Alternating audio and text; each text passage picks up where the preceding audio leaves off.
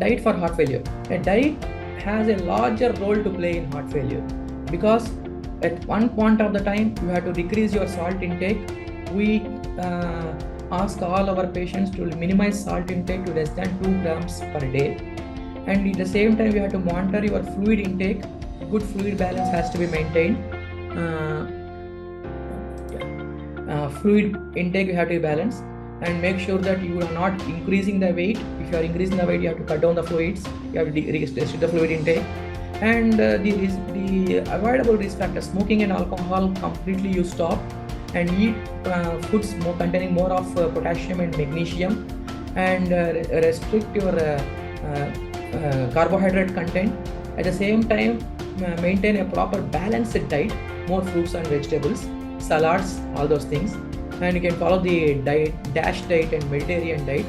And always try to take split meals.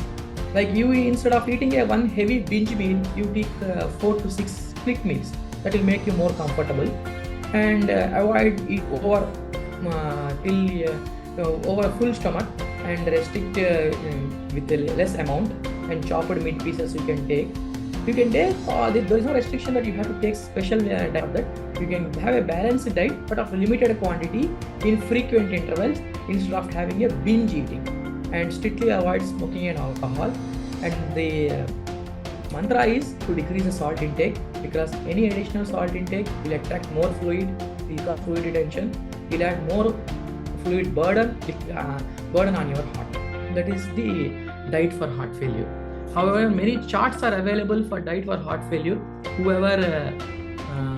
Many charts are available for heart failure diets, usually seen in cardiology clinics or physician clinics.